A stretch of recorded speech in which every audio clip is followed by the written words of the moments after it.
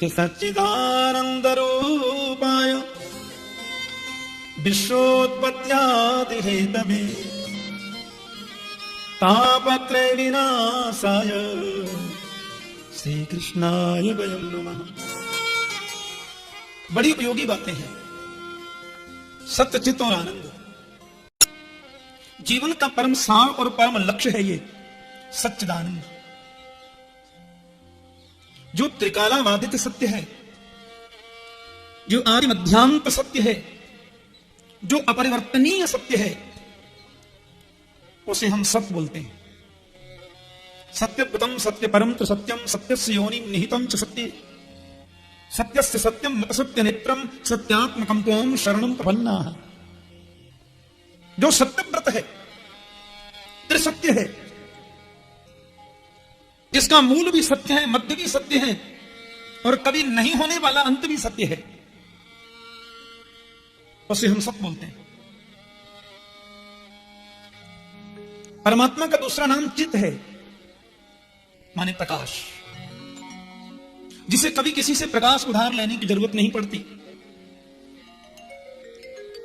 सूर्य में रोशनी भी उसकी कृपा से है, चंद्रमा में शैतन्य भी उसकी कृपा से है।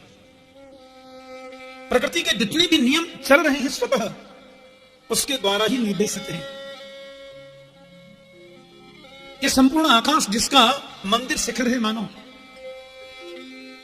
पुष्पों में सुगंध वो है तो रंग भी वही है, प्रकाश स्वरूप है, बल्कि अपने प्रकाश से दुनिया को प्रकाश देता है, इसलिए उसका नाम चित्त है। और तीसरी बात बड़ी सुंदर कही, आनंद है वो। आनंद की परिभाषा तो भागवत में बड़ी विचित्र रूप में वर्णित है। आनंद का मतलब क्या? कुछ लोग भोजन करते हैं तो पूछे कैसा लगा, मुझे बहुत आनंद आया।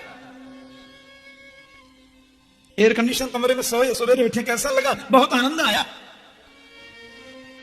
यह आनंद की परिभाषा नहीं है। अरबों की संपदा हमने प्राप्त कर ली, उससे सुख प्राप्त होगा, आनंद नहीं। बहुत सुविधाओं से हमने युक्त जीवन जी लिया, उससे हमें सुविधा और सुख मिलेगा, आनंद नहीं। क्योंकि आनंद तो सिवाय गोविंद के दूसरा कोई होता ही नहीं है। आनंद तो स्वयं कृष्ण है। आपने देखा होगा भागवत की कथाएं जब होती हैं तो चतुर्थ दिवस श्री कृष्ण जन्मोत्सव मनाते हैं। चतुर्थ दिवस तो कृष्ण जन्मोत्सव में लोग क्या बोलते हैं? नंद घर आनंद भयो, जय कन्हैया लाल की। अवध घर आनंद भयो, जय राजा राम की। नंद घर आनंद भयो, जय कन्हैया लाल की। नंद घर कृष्ण भयो, जय कन्हैया लाल की नहीं। नंद घर गोविंद भयो, जय कन्हैया लाल की नहीं। नंद घर आनंद भयो, क्योंकि आनंद स्वयं कृष्ण है, आनंद स्वयं राम है। जो आनंद सिंधु सुख राशि सीकरते त्रैलोक सुपासी सो सुख धाम राम असनामा। जो आनंद का सिंधु है, जिसकी आनंद की सिंधु की बिंदु भी किसी को प्राप्त हो जाए तो पूरा विश्व प्रपंच आराम व्याम और विश्राम का अनुभव करता है। इसलिए राम ही आनंद है, कृष्ण ही आनंद है। तो सत्य भी श्री कृष्ण, चित्त भी श्री कृष्ण और आनंद भी श्री कृष्ण।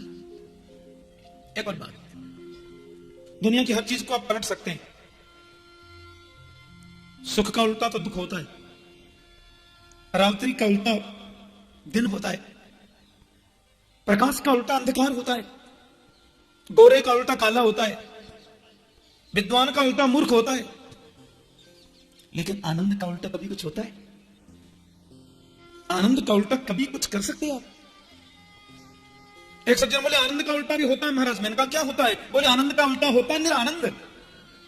मैंने कहा निरा तो तुमने अपनी तरफ से लगा लिया, आनंद तो जैसे कहता सही, और निरा तो हमने जोड़ दिया ना जी। आनंद तो जैसे कहता सही, अब उसको निरानंद बोल दो, चाहे परमानंद बोल दो, चाहे ब्रह्मानंद बोल दो, चाहे विषयानंद बोल दो, उसके पहले निरा लगाओ, चाहे परम लगाओ, चाहे विष लगाओ, चाहे ब्रह्म लगाओ, लेकिन आनंद को आप पलट नहीं सकते।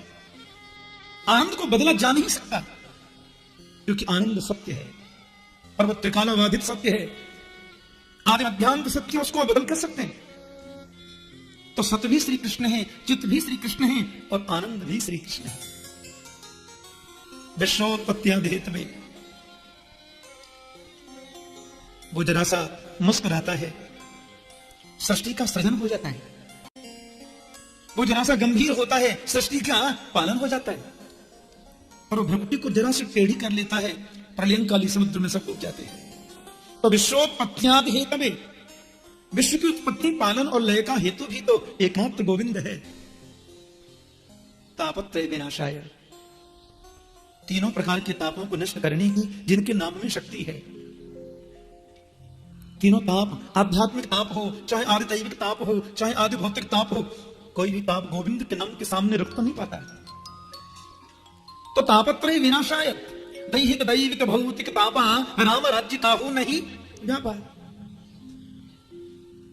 गोविंद की सन्निधि, परमात्मा राम की सन्निधि तीनों तापों को विनष्ट करती है। तापत्रय विनाशाय। ऐसे श्री कृष्णाय वयम नमः।